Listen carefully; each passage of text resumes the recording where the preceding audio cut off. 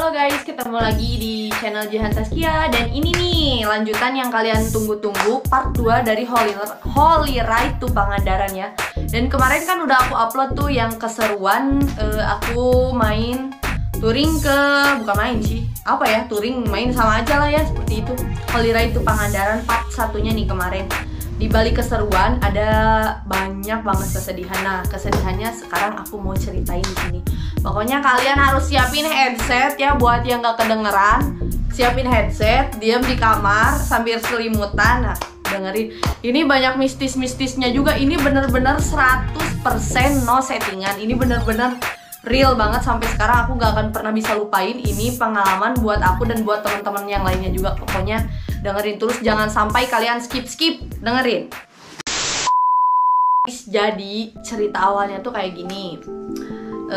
Kan aku tuh berangkat tuh tanggal 26, 27, 28 ya.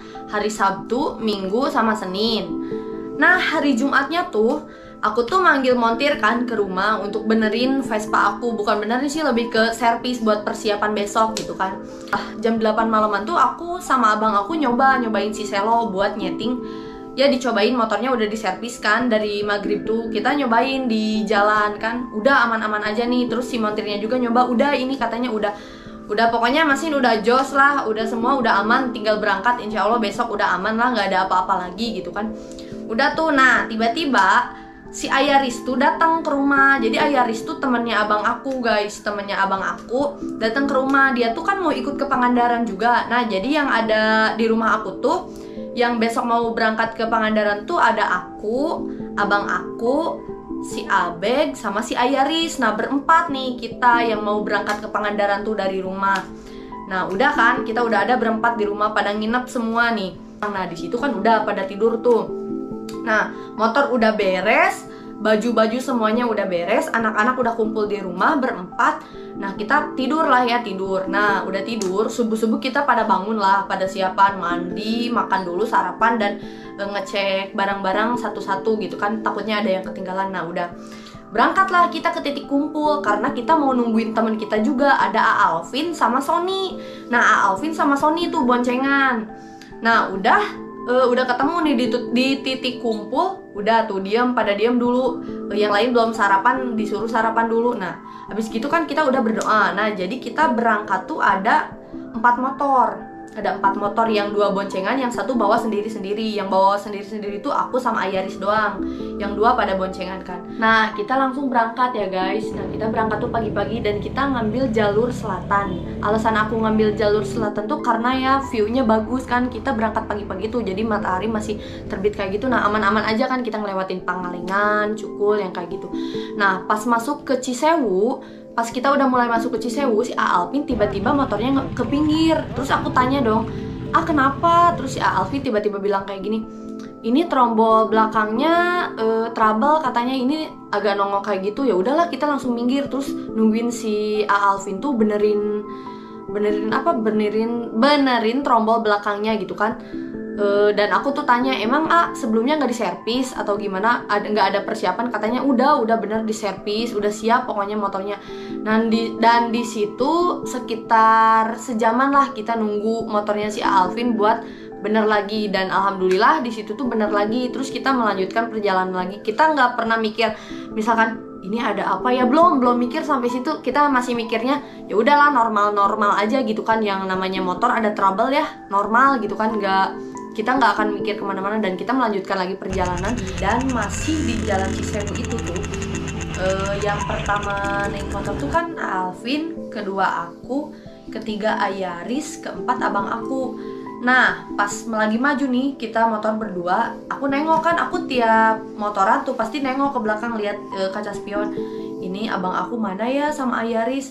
Dan kita udah nunggu kurang lebih 5 menitan lah. Pas 5 menitan Ayaris doang tuh yang datang. Terus aku nanya, si abang Arif kemana? Terus katanya nggak tahu, katanya nggak ini kan, abang Arif tuh keempat ya. Nah pas aku tunggu udah adalah 10 menitan, tiba-tiba datang tuh abang aku. Tiba-tiba dia gesek-gesek matanya. Terus aku kaget dong, kenapa bang? Kata aku tuh kenapa?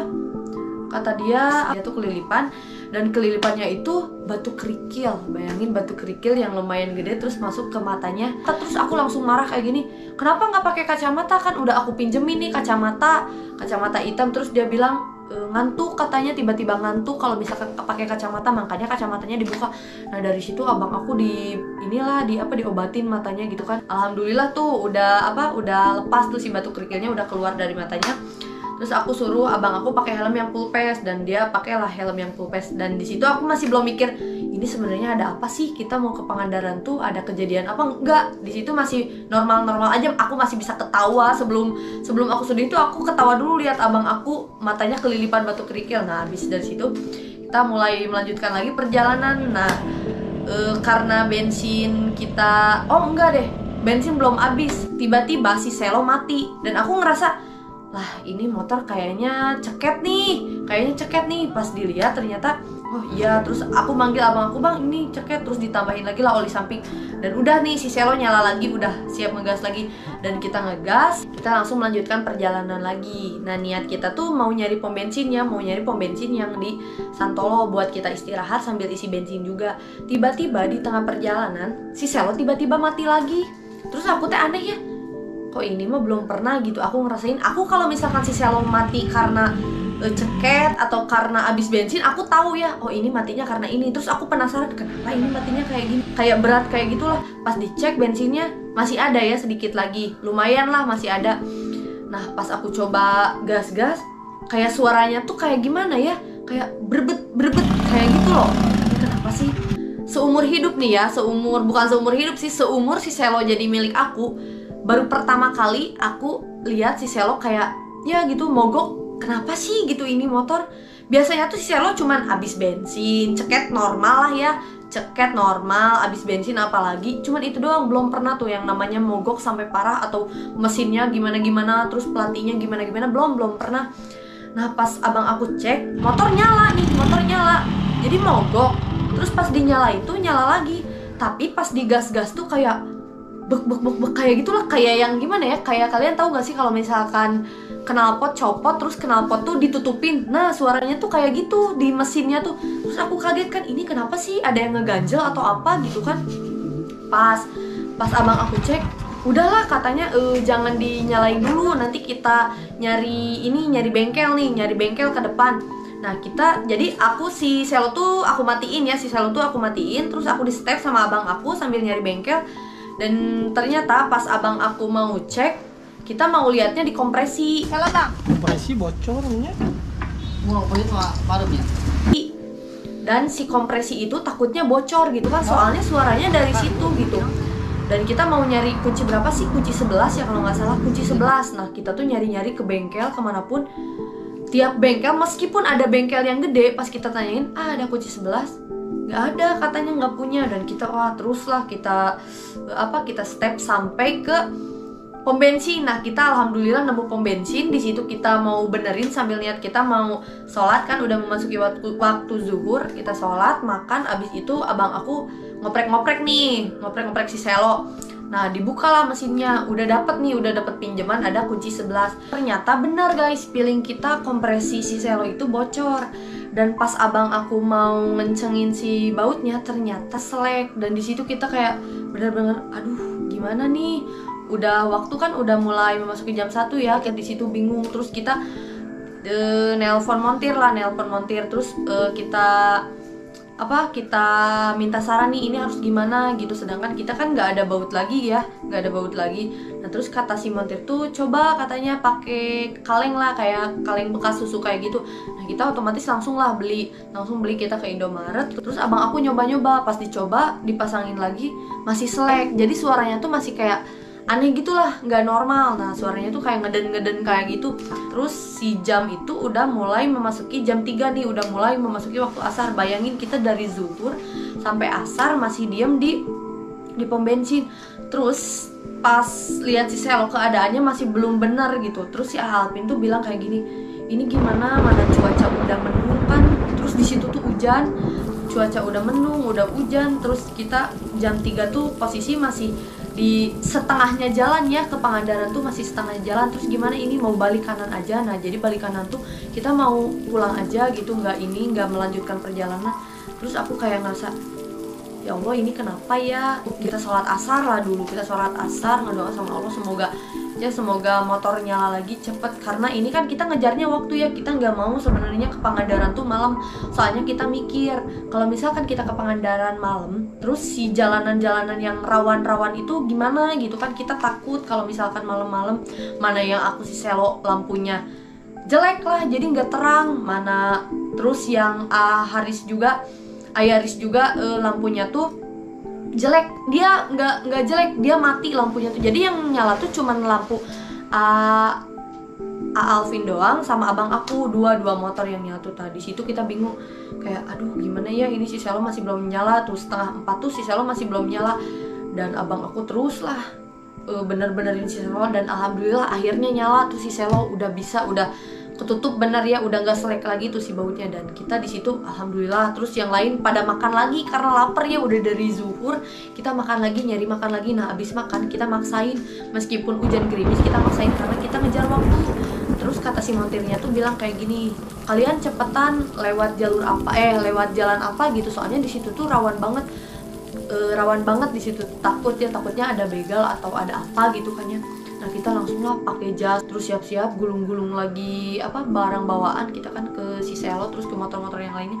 Aku lihat jam udah 4:30, kita langsung pergi kan. Pas 4:30 kita langsung pergi karena kita dapet info juga kalau di Jalan Sancang itu kayak yang rawan gitulah. Nah kan kita takut ya kalau misalkan ngelewatinnya malam. Nah kita alhamdulillah udah maju nih, udah ngelewatin Sancang. Tiba-tiba aduh ini bener-bener ada trouble lagi yang bener-bener nggak kepikiran bisa sampai situ. Rem abang aku tuh tiba-tiba blong lah. Di situ aku kaget kan. Yo kalau rem tukang aing pegat. Mana si abang di belakang kok nggak muncul. Aku nungguin lagi sama si Alvin sama si Ayaris. Ternyata pas abang aku nyampe remnya blong. Bayangin dong pakai metik, terus pas di pudunan teh bahasa Indonesianya ya, pas di pudunan ya pokoknya mah pas di pudunan teh jadi abang aku cuman ngandelin rem depan doang. Bayangin kan aku takut langsung, ya Allah bang benerin dulu. Pas abang aku berhenti udah nyampe di aku, ini katanya remnya blong. Aku langsung kaget, ya Allah ini sebenarnya pertanda apa sih. Aku udah mulai mikir ke situ, kok kayak yang nggak boleh gitu. Aku tuh mau ke Pangandaran tuh kayak yang nggak boleh, kayak yang banyak banget rintangannya ya dari mulai berangkat gitu, dari awal. Nah baru sadar tuh aku tuh kenapa kata aku teh banyak banget rintangannya ya. Pas abang aku udah benerin udah aman. Nah kan abang aku tuh bonceng Abeg nih, si Abeg langsung dipindahin soalnya abang aku jadi sendiri, takut remnya kenapa lagi. Sancang udahlah alhamdulillah kelewatin dan aman, gak ada apa-apa. Terus ini waktu udah maghrib, kita memutuskan untuk berhenti dulu. Terus kita sholat di warung sambil ngopi dulu ya, istirahat dulu, ngeregangin badan lah karena bener-bener pegel banget kan. Dari pagi kita belum nyampe, udah maghrib ke Pangandaran belum nyampe. Kita perkiraan tuh cuma 8 jam ya nyampe, ternyata aduh ya Allah lebih karena banyak hal-hal yang tak terduga. Nah kita istirahat di situ, kita tiduran dulu. Pas udah mulai memasuki waktu Isya kita langsung berangkat lagi nih. Pas udah berangkat lagi, pas udah mau nyampe Pangandaran kurang lebih 70 kilometeran lagi lah ke Pangandaran tuh, 70 kilometeran lagi udah hampir dekat lah. Tiba-tiba abang aku nabrak kucing. Bayangin di situ aku ngelihat pakai mata kepala aku sendiri, kayak ya Allah. Aku langsung mikir ya Allah ini gimana. Terus kan langsung ke pinggir, si kucingnya tuh langsung kayak kejang-kejang kayak gitu loh. Langsung pas aku langsung berhenti, aku tuh langsung nyetandarin si Selo. Pas aku lihat, ya Allah itu kayak nggak tahu darahnya dari mana gitu. Si kucing itu kan disamperin sama aku teh. Si kucingnya teh kan masih tergeletak gitu di tengah jalan. Terus aku berhentiin gitu, mobil yang mau lewat tuh berhentiin. Pas dilihat, ya Allah kucingnya berdarah, nggak tahu dari hidungnya, nggak tahu dari mulutnya. Tapi si hidung sama mulutnya tuh nggak ada bekas darahnya, cuman si darahnya tuh ada di jalan itu.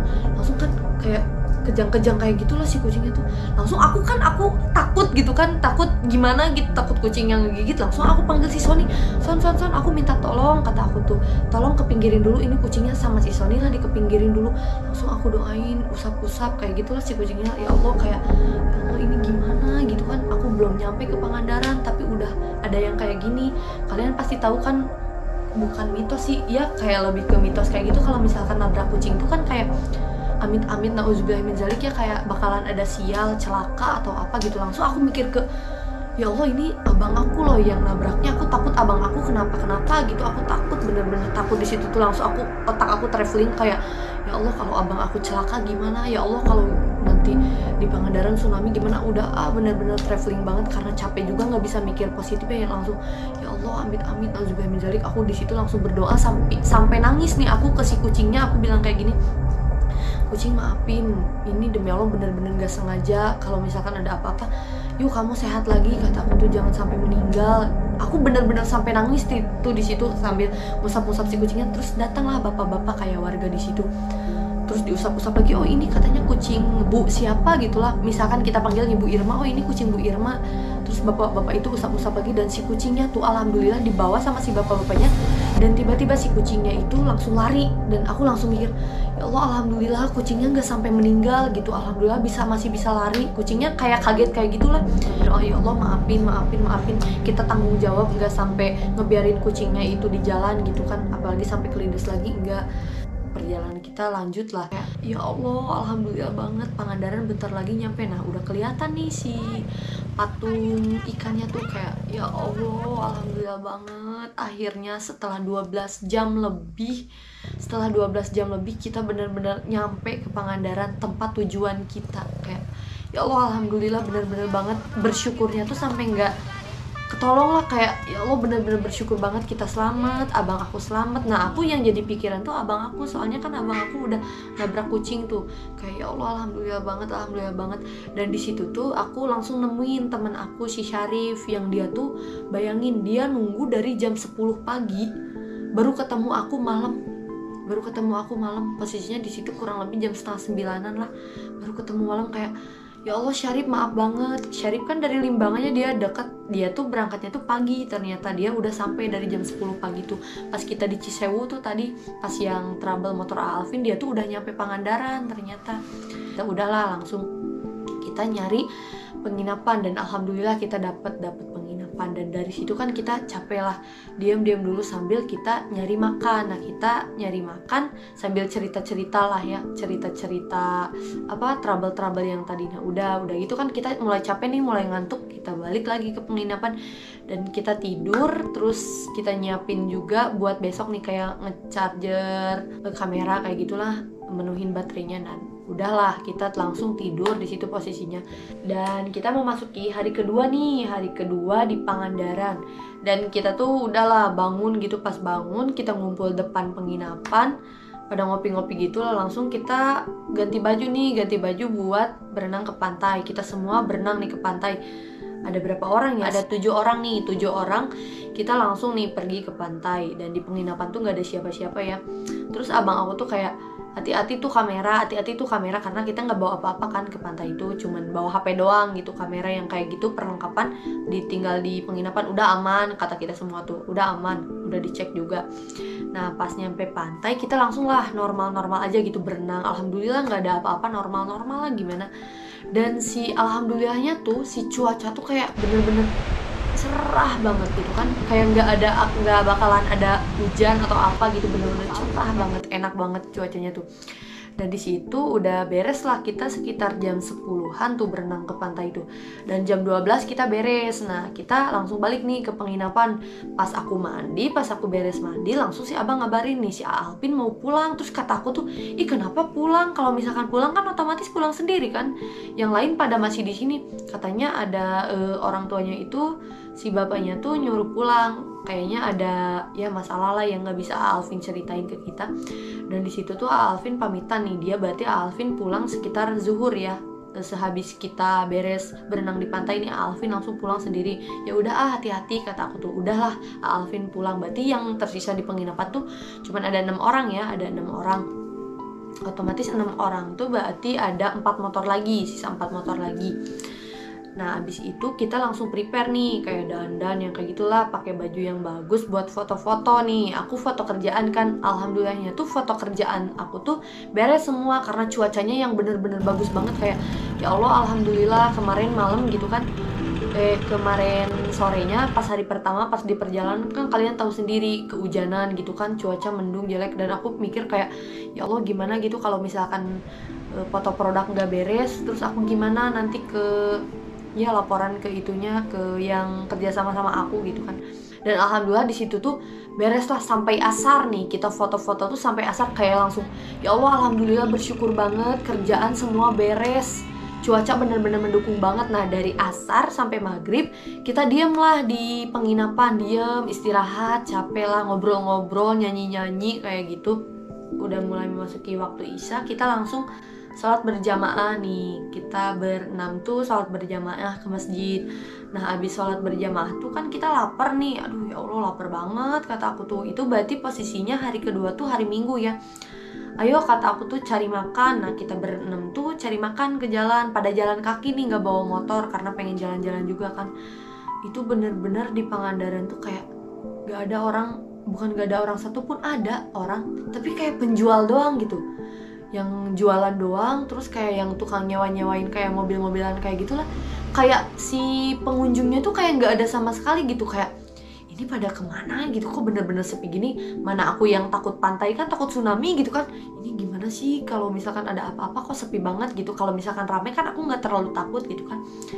Nah selesai kita cari makan, ternyata makanannya nggak ada, pada tutup.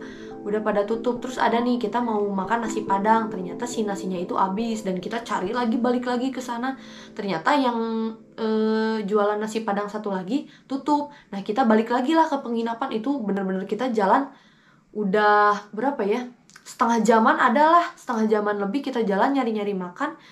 Jadi kita pengennya nasi padang, olo-olo lah ya, kita pengennya teh nasi padang tapi nggak nemu-nemu. Nah otomatis kita inilah pergi lagi ke penginapan, kita bawa motor lagi masing-masing, terus kita cari lagi makan. Nah kita makan ke tempat yang pertama pas kita datang nih, pas kita datang ke Pangandaran tuh kita kan langsung makan nih pas hari pertama. Nah kita datang ke tempat situ lagi karena makanannya yang enak kan.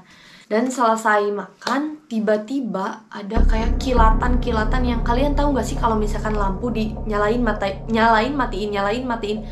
Bener-bener itu tuh pas posisinya tuh kayak ini tuh malam tapi siang. Aku kayak langsung sampai ya Allah astagfirullah, tapi nggak ada suaranya gitu. Meskipun biasanya kan kalau misalkan ada kilat atau petir tuh suka ada suara duar gitu, ini sama sekali nggak ada. Jadi cuman kayak lampu lah, gimana kalau misalkan dinyalain matiin.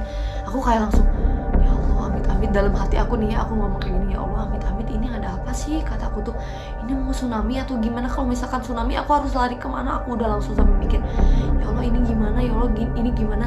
Terus aku nyamperin lah abang aku, kita ngumpul nih langsung berenam. Kan asalnya misa-misa nih ya, misa-misa karena yang satu pada ngerokok, yang satu ngobrol, yang satu ini apa ngedit foto.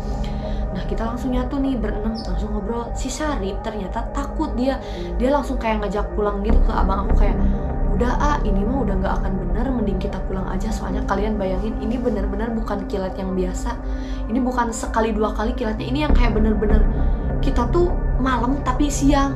Kalian tau lah siang terangnya kayak gimana. Nah kayak gitu aku juga kayak langsung ya Allah amit-amit, ya Allah nauzubillah min dzalik, aku pengen selamat. Ini tuh sebenarnya ada apa sih, kenapa gini terus, kata aku teh dari kemarin kayak yang gak boleh kita tuh ke Pangandaran. Padahal kan kita niatnya baik, kita mau holiday, kita nggak macam-macam kan di Pangandarannya, kita nggak mau ngapa-ngapain, nggak punya niatan jahat di Pangandarannya, mau gimana niatan jelek nggak ada sama sekali.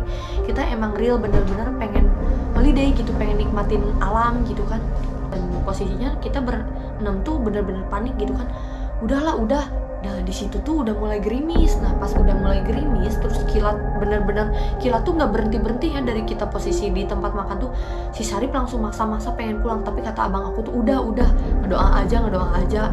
Percuma kalau misalkan kita pulang sekarang, nanti yang ada kita malah celaka di jalan. Soalnya posisinya itu udah malam kan, mana yang lainnya nggak ada lampunya lagi. Bayangin lah, yang ada lampunya cuma Syarif sama abang aku doang, sedangkan kan Alpin udah pulang duluan. Nah kita langsung balik ke penginapan. Di situ posisi hujannya udah mulai gede dan posisi kilatnya tuh udah bener-bener makin parah gitu kan. Duar. Ya gimana lah gitu lampu kalau misalkan dinyalain dimatiin kayak gitu. Dan alhamdulillah kita langsung nyampe ke penginapan. Pas nyampe di penginapan itu hujan yang bener-bener deras banget. Kalian bayangin hujan deras, angin gede, terus kilat. Terus kita posisinya ada di pantai. Kalian pasti bakalan takut. Aku langsung berdoa kayak, ya Allah, ini kalau tsunami gimana? Aku belum mau meninggal. Kata aku tuh masih banyak cita-cita aku yang belum tercapai. Gimana orang tua aku di rumah gimana gitu. Kalau misalkan dua anaknya kehilangan gitu, amit-amit, aku udah ya Allah mikir pendek. Terus abang aku kayak langsung bilang, kemasin barang-barang sekarang. Aku langsung mikir, oh abang aku nyuruh kemasin barang-barang sekarang tuh jadi kalau amit-amit gitu, kalau ada gempa atau apa gitu, kita bisa langsung balik gitu, nggak usah ngemas lagi barang-barang. Nah di situ aku langsung bener-bener semangat banget, langsung ya Allah sambil berdoa, ya Allah ini semoga nggak ada apa-apa. Nah mana si Ayaris itu sebelumnya sempat ngobrol pas sebelum kita pergi ke tempat makan tuh. Ayaris tuh ngobrol sama ibu-ibu, ngobrolin kayak gini, Bu pas tsunami di Pangandaran tuh segimana sih, dan ibu-ibunya itu bilang setiang listrik. Bayangin tsunaminya setiang listrik, sedangkan kita pendek banget. Aku langsung kayak, Allah ini gimana? Nah kita udah langsung lah tidur meskipun dengan perasaan yang was-was banget. Aku udah langsung mikir, ya Allah kalau misalkan aku nanti bangun tiba-tiba udah meninggal, udah maafin aku. Kata aku tuh pas mau tidur tuh aku langsung berdoa lah kayak gitu, udah kayak putus harapan lah kayak gitu, kayak anjir maju kena mundur kena gitu.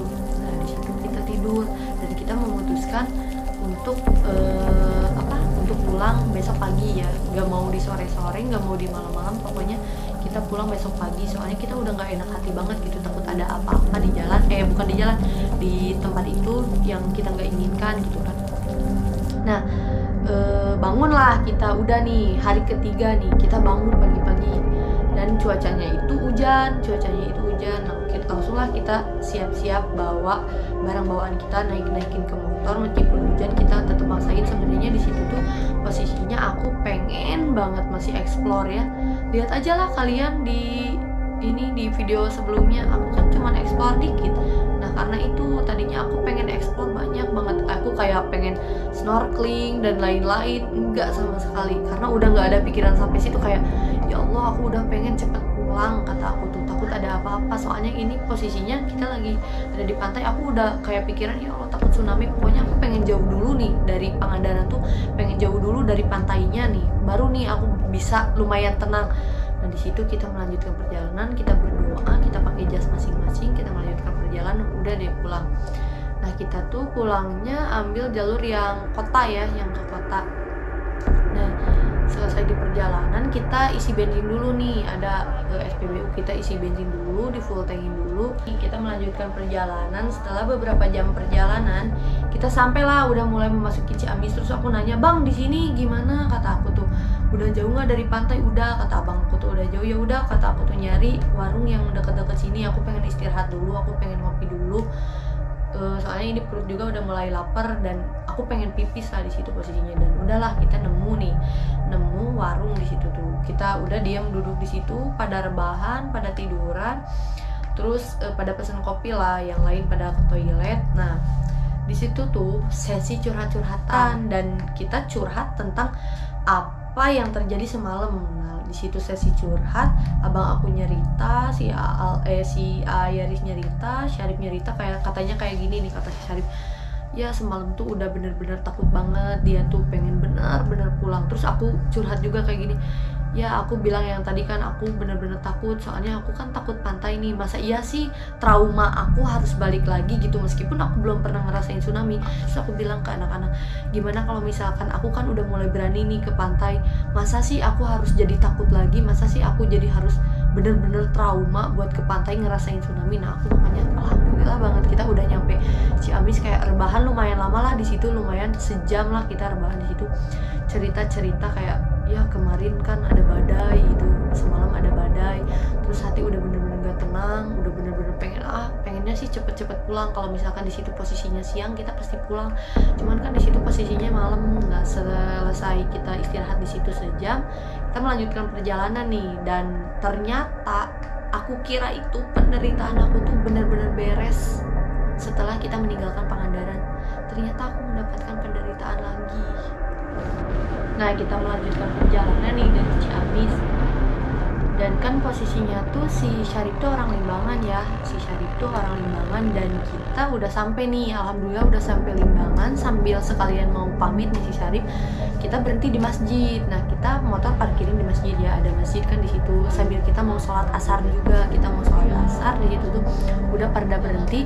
Dan Syarif tuh nggak ikut makan sama kita. Nah kan kita posisinya udah mau sholat nih, sambil udah sholat tuh kita mau makan. Syarif tuh udah langsung pamit duluan karena mungkin dia capek ya. Ya udahlah pamit duluan. Aku bilang makasih ya Syarif, maaf kemarin nungguin gitu kan, nungguin jam-jam ya, nggak apa-apa, semoga kita bisa touring bareng lagi, kata aku tuh, bisa join bareng lagi kan. Syarif tuh teman baru aku ya, jadi ketemu di Pangandaran. Nah udahlah Syarif pulang, sisa berarti kita berlima nih, Asoni, aku, Abang, Abek, sama Ayaris. Nah pas gitu tuh aku kan berlima nih mau sholat, dan ternyata aku kan sebelumnya maksa-maksa banget nih sama abang aku, ayo sholat bareng-bareng. Aku baru sadar, ini bener-bener sumpah demi Allah, ini gak dibuat-buat, ini gak settingan apapun. Aku lupa, ternyata dari tanggal 26, 27, 28 tuh aku datang bulan. Bayangin, aku selama 3 hari aku datang bulan tapi aku sholat. Aku pergi ke masjid bareng anak-anak. Kalian tahu sendiri kan, pas di Pangandaran aku ngajak anak-anak ke masjid buat sholat bareng-bareng. Dan dari situ aku langsung, ya Allah, aku langsung bilang, Sony, aku baru sadar aku tuh ternyata datang bulan. Seumur hidup nih ya, selama aku 22 tahun hidup di dunia ini, baru pertama kali ini aku sholat lagi datang bulan. Gak tahu kenapa tiba-tiba kayak otak tuh nggak punya pikiran kalau aku tuh lagi datang bulan. Pokoknya pengen sholat gitu, nggak mikirin apa-apa. Aku langsung ngerasa, ya Allah ini tuh haram, kata aku tuh. Tapi aku mikir gak apa-apa kalau misalkan kita lupa, bahkan lupanya juga kan kita nggak dibuat-buat ya, nggak dilupa-lupa gimana. Aku bener-bener makanya dari situ tuh aku langsung, ya Allah kok sampai bisa gitu kan, dari hari Sabtu, Minggu, Senin aku sholat tapi ternyata aku lagi datang bulan gitu kan. Ini sebenarnya ada apa sih ya? Logika sekarang kalian lagi datang bulan, kok bisa sih sampai lupa 3 hari? Kalau misalkan cuman satu waktu sholat nggak apa-apa gitu kan, lupa masih manusiawi. Lah ini 3 hari sholat subuh, zuhur, asar, maghrib, isya. Bayangin posisinya lagi datang bulan, nggak ada ingat sama sekali aku lagi datang bulan. Nah dari situlah aku langsung, ya Allah kok aneh ya. Nah dari situ aku nggak terlalu dipikirin lagi karena kita udah mulai lapar nih. Nah pas selesai anak-anak cowok sholat nih, aku kan ngejagain yang di luar nih, motor sama barang-barang. Kita lanjut makan. Kita udahlah makan di warteg, udah selesai makan, kita rebahan lah sejaman lagi. Kita langsung melanjutkan perjalanan pulang. Nah setelah kita melanjutkan perjalanan pulang, udah jadi posisinya tuh aku bawa motor sendiri, abang aku sama Abek, otomatis Sony sama Ayaris karena Alvin kan udah pulang duluan nih pas hari kedua. Kita 3 motor nih melanjutkan perjalanan. Dan si Sony itu kan orang sini lah ya, deket rumah aku. Jadi si Sony itu sejalur sama aku, sedangkan Ayaris tuh pulangnya mau ke Ranca Ekek. Nah dari situ tuh pas udah sampai Ranca Ekek kan posisinya si Ayaris itu ngebonceng si Sony ya, dan aku posisinya sendiri, terus abang aku berdua sama si Abek. Nah di situ kan otomatis si Sony turun tuh karena si Sony pulangnya sama aku kan, sejalur sama aku. Nah pas udah sampai di Borma yang Ranca Ekek, baru nih si Sony itu turun terus nebeng ke aku. Terus di situ tuh posisinya kurang lebih jam setengah enaman lah, jadi udah mau maghrib kayak gitu. Terus si Ayaris tuh di situ tuh nyaranin buat anak-anak mampir dulu ke rumah si Ayaris. Cuman nakalnya kita dan blow-onnya kita udah tahu itu teh udah mau maghrib ya, tapi kita malah nolak ajakan Ayaris tuh, kayak enggak kita udah bener-bener capek banget, kata kita tuh udah bener-bener pengen pulang sampai rumah, nggak mau mampir-mampir lagi gitu kan. Tapi Aris, oh ya udah nggak apa-apa kalau gitu mah, hati-hati di jalan, katanya jangan ngebut-ngebut ya. Nah dari situ kan Aris udah nih pulang, jadi posisinya Sony sama aku, Abeg sama abang aku kan, berarti kita 2 motor lagi nih. Nah pas udah setengah jaman lah, dari setengah 6 kan kita dari Ranca Ekek, pas jam 6 maghrib lah kita langsung di situ tuh ada masjid. Nah kita mampir dulu ke masjid karena kan sholat maghrib itu waktunya bentar ya. Nah kita mampir ke masjid, terus aku tunggu di luar karena aku udah sadar kan aku itu lagi datang bulan, jadi aku nggak sholat. Terus mereka bertiga pada sholat deh. Terus pas selesai sholat aku kan nunggu di luar nih, nungguin mereka bertiga sholat, nungguin Sony, abang sama abeng. Nah selesai mereka sholat, otomatis mereka keluar lah dari masjid itu, keluar, terus kita siap-siap lagi mau lanjutin perjalanan pulang. Dan pas kita udah naik motor, pas kita posisinya udah naik motor, tiba-tiba Sony nanyain ke aku, kayak panik gitu, kamera mana? Lah aku langsung bingung, kayak kaget, kamera apaan Son? Kamera aku katanya. Lah aku mah nggak megang, kata aku tuh nggak megang kamera sama sekali. Ini aku kan cuman megang tas yang aku make up doang kan, yang kayak gitu buat HP aku, nggak megang sama sekali, kata aku tuh kayak gitu. Terus pas dari situ Sony langsung panik kan, langsung kita tuh turun semua dari motor, terus kita kayak ngebuka lagi tas satu-satu ya diliatin, ternyata nggak ada kamera Sony. Entah di mana itu kamera. Tapi pas posisinya di masjid itu, aku kan lagi diem nih nungguin barang-barang, gak ada kayak orang lewat atau apapun itu, gak ada sama sekali. Dan anehnya lagi, kenapa Sony sadar-sadar pas dia baru di masjid? Kan dari tadi aku gak tahu ya, ini entah hilang, entah gimana, ada yang ngambil atau apa gitu. Yang jadi pertanyaannya, kok bisa sih Sony baru ingat kameranya, barang yang paling berharga yang dia bawa, kenapa pas di masjid dia baru ingat? Logikanya gitu sih, kayak aku aja nih yang cuman bawa HP, barang berharganya cuman bawa HP dan dompet, aku benar-benar ingat tiap kemana-mana pasti yang dilihat dari tas tuh dompet ada, HP ada. Terus abang aku nih bawa kamera juga, yang paling diingat-ingat tuh kamera, bag, HP yang kayak gitu. Tapi kenapa sih Sony kok bisa-bisanya gitu, dia nggak inget sama sekali kalau kameranya itu hilang. Entah siapa yang ngambil, aku nggak tahu, entah dia kelupaan di mana. Tapi kayak ngerasa, kalau misalkan nih di masjid ya, kalau misalkan di masjid hilang sama siapa sih? Gitu kan, logikanya hilang sama siapa sih? Sedangkan di situ aku nungguin barang-barang anak-anak, gak ada orang satupun yang ngedeketin aku atau gimana gitu. Jadi nah dari situ kita cari bener-bener cari sampai ke WC masjid, kita cari ke tempat wudhu yang di masjid, sampai ke dalam masjid itu kita dicari sampai ke sudut manapun kita cari, terus di jalan-jalannya kita cari, ternyata bener-bener gak ketemu. Nah kita nyari-nyari itu sampai jam 11 malam, bayangin kita udah bener-bener capek banget. Sampai-sampai nih ya, marbot masjidnya itu nyamperin kita gitu, terus nanyain kenapa sih, kayaknya mungkin marbot masjidnya pusing kali ya lihat kita bolak-balik ke masjid, terus bolak-balik ke jalan kesini, terus nanyain dia tuh. Terus kita jawab lah, kita hilang kamera, kita baru sadar di sini, tapi entah di mana gitu kan hilangnya. Terus kita nyoba-nyoba juga, udah nyoba-nyoba nelpon kayak Syarif tolong dong liatin di tempat makan yang waktu kita makan di Limbangan tuh, mudah-mudahan masih ada gitu kameranya, ketinggalan di sana, ternyata enggak. Terus kita nelpon juga Ayaris, siapa tahu lihat gitu kan pas di Borma, siapa tahu jatuh gitu kan atau gimana. Ayaris balik lagi ke Borma, dia nggak nemu sama sekali. Dan anehnya tuh sih sebenarnya kayak gini, si Sony tuh dia tuh inget banget kalau dia tuh nenteng si kameranya itu. Dan anehnya tuh gini, jadi dia tuh kan kamera nih, pakai wadah kameranya, terus dia bungkus pakai kresek, terus atasnya pakai jas hujan, terus dipakein kresek lagi. Jadi itu sama sekali nggak kelihatan sama sekali nggak kelihatan kamera. Dan aku tuh sebenarnya emang tahu si Sony tuh emang nenteng tuh kamera, emang tahu, cuman aku nggak merhatiin dia pas lagi di masjid, pas nyimpen barang-barangnya aku nggak merhatiin. Nah yang jadi pertanyaannya, kemana gitu hilangnya, padahal aku juga lihat dia tuh nenteng itu kamera, aku lihat sebenarnya, cuman aku agak gimana ya, kayak mikir ini nggak masuk akal nggak sih kalau misalkan barang nih disimpan di masjid, terus ada yang nungguin, aku nungguin dengan fokus gitu, tiba-tiba barang itu hilang. Kalau misalkan di situ ada CCTV ya mungkin pasti kita cek lah, tapi di situ posisinya nggak ada CCTV sama sekali. Nah setelah jam 11 kita pasrah lah ya, mau gimana pun gitu, gimana, sedangkan kita belum pulang ke rumah, mana yang di rumah kasihan lah pada nungguin. Nah dari situ kita melanjutkan pulang. Sony udah bener-bener kayak ya Allah galau, aku juga jadi galau, bener-bener kayak ngerasa ya Allah kok kenapa sih sampai hilang gitu kan ini kamera. Nah yang jadi bikin aku galau banget tuh ini file-file foto aku kan ada di kamera Sony nih, mana itu file kerjaan belum aku setorin kan, foto-foto tuh sekarang hilang gitu kan fotonya. Nah itu tuh yang di Instagram tuh yang udah aku upload tuh, itu tuh alhamdulillah udah disalin ke HP, udah disalin ke HP, sisanya ya udah hilang gitu aja. Dan alhamdulillahnya tuh udah dikonfirmasi ke pihak yang kerjasamanya dan mereka memaklumi lah, alhamdulillah.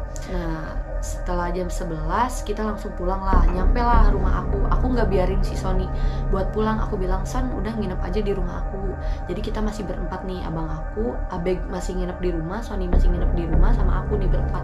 Kita ngobrol nih berempat. Pas udah ngobrol, udahlah santai dulu, minum air hangat gitu kan, biar nggak masuk angin sama tolak angin. Nah abis itu baru nih kita sesi curhat-curhatan lagi. Dan ternyata pas kita tanya-tanya, abang aku tuh punya firasat kayak gini. Abang aku tuh bilang sebenarnya abang aku tuh ngerasa kayak gini pas baru ditikung nih, yang pertama kita tikung ketemu sama Alvin sama teman-teman yang lain nih, pas baru berangkat abang aku udah punya firasatnya jelek kayak gini, takut aku kecelakaan. Makanya abang aku kayak, ini berangkat gak ya, takut adik aku kecelakaan gitu. Abang aku udah punya firasat jelek. Nah pas abang aku bilang kayak gitu, aku langsung ngomong nih, langsung jujur, Bang, kata aku tuh ke teman-teman yang lain juga pas di rumah tuh, sebenarnya aku juga punya firasat. Sebelum aku ke Pangandaran, aku tuh mimpinya tuh kayak gini, abang aku ngebonceng si Abeg terus kecelakaan. Aneh kan? Terus kecelakaan. Nah di situ tuh pas aku bangun tuh kayak mikir, ya Allah, gimana ya, aku kayaknya nggak mau ke Pangandaran deh. Tapi gimana, aku malu, udah janji ke temen-temen juga kan, udah bener-bener kerjaan juga kan, udah ada kerjaan juga, jadi masa sih mau dibatalin gitu aja gitu. Makanya aku kayak, ya udahlah berangkat, bismillah aja lah, Allah aja gitu. Meskipun sebenarnya jujur nih ya, gak tahu kenapa biasanya kalau misalkan aku mau touring, aku biasanya benar-benar hati tuh kayak, ya Allah seneng banget besok mau touring, ya Allah seneng banget. Ini kayak ngerasa, ya Allah males, ya Allah kayak nggak have fun gitu mau touring tuh, kayak biasa aja gitu. Nah ternyata banyak firasat-firasat yang kita nggak omongin karena kita takutnya kan jadi gimana, jadi parno gitu kan atau gimana. Nah seperti itu. Dan Sony lah di sini udah nginep di sini. Besoknya kita anterin Sony pulang, terus kita bilang juga ke ibu sama neneknya, kita bantuin ngomong lah dia, soalnya dia kasihan kan kameranya hilangnya juga entah gimana gitu kan, masih menjadi pertanyaan sampai sekarang hilangnya tuh kemana gitu. Padahal aku lihat dia nenteng kamera itu, tapi tiba-tiba hilang gitu aja. Nah pas anterin ke rumahnya, neneknya langsung kaget pas dibilangin kamera Sony hilang. Dijelasin lah sama kita bahwa ya Bu, sebenarnya kan aku yang ngajak Sony gitu kan, aku kekurangan yang foto, jadi aku ajak Sony kayak gitu. Terus pas neneknya langsung bilang, iya, kata neneknya tuh sebelum Sony pergi juga neneknya tuh udah punya firasat, ini kok kayak yang gak boleh gitu, Sony pergi ke Pangandaran tuh pasti ada yang hilang. Neneknya langsung ngomong kayak gitu, pas kita langsung bilang, nenek kamera Sony tuh hilang. Oh ya, nenek juga punya firasat pas sebelum Sony berangkat tuh, nenek punya firasat kayak ini pasti nih bakal ada yang hilang di Sony, pasti nih bakal ada yang hilang. Soalnya apa ya, nenek lah yang namanya orang tua kan, orang tua pasti punya firasat lah ya, firasat yang bener-bener suka bener gitu. Terus anehnya juga ibu aku tuh sering nge-video call, kayak ibu juga khawatir katanya, takut ada apa-apa, masih di mana sih kayak gitu. Jadi ya sebenarnya intinya gimana ya, jadi ini bener-bener touring yang bener-bener paling berkesan bagi aku, yang mungkin gak akan pernah bisa aku lupain dengan kejadian-kejadian dari mulai berangkat sampai pulang. Bahkan sebelum berangkat kita udah mimpi aneh-aneh. Dan pelajaran untuk kedepannya sih aku kayak lebih, kalau misalkan ada apa-apa nih ya, kalau misalkan udah gak enak hati dari awal, pelajaran juga nih buat kalian. Kalau misalkan kalian mau pergi ke mana gitu, mau deket mau jauh, kalau misalkan kalian udah gak enak hati di awal, mending gak usah deh, daripada kalian melanjutkan perjalanan tapi kita nggak tahu kan kedepannya ada apa. Jadi sebenarnya itu udah sama Tuhan tuh udah dikasih firasat gitu kalau bakal ada apa gitu. Nah aku langsung mikir sih, oh iya bener, padahal aku tuh udah ditunjukin dari awal kayak mimpi kecelakaan, terus abang aku punya firasat jelek tentang aku, terus dan lain-lain. Ya alhasilnya kayak gitu. Jadi sekarang mah pelajaran untuk kita semua, kalau misalkan mau kemana-mana ya restu orang tua perlu ya, yang terutama itu restu orang tua sama lihat firasat kita enak nggak, hati kita enak nggak mau pergi. Kadang kan kita kalau misalkan mau pergi tuh kayak nggak enak hati gitu. Nah bener-bener jangan pergi, jangan maksain pergi, soalnya takut ada apa-apa gitu kan. Nah Nah mungkin untuk Sony, semoga Sony cepat keganti lagi kameranya. Lain kali harus benar-benar ingat lagi, mudah-mudahan ya kalau misalkan rezekinya kameranya masih rezeki Sony bakal tiba-tiba ada lah ya gitu. Meskipun ya mana mungkin lah bakal ada lagi ke rumah Sony, ya mudah-mudahan Sony cepat keganti lah. Dan alhamdulillahnya tuh kita semua komplit pulang dan gak ada yang celaka atau apapun itu. Ya cuman barang masih bisa dibeli lah kalau barang, tapi kalau nyawa gimana, kan kita nggak bisa apa-apa, apalagi kalau misalkan sampai masuk rumah sakit, amit-amit gitu kan. Dan ini bener-bener pengalaman touring aku yang paling berkesan. Makasih buat kalian yang udah mau dengerin. Di sini aku nggak ada maksud nyinggung siapapun, ya takutnya ada yang kesinggung atau gimana, nggak ada. Ini bener-bener real, kenyataannya kayak gini, nggak maksud apa-apa.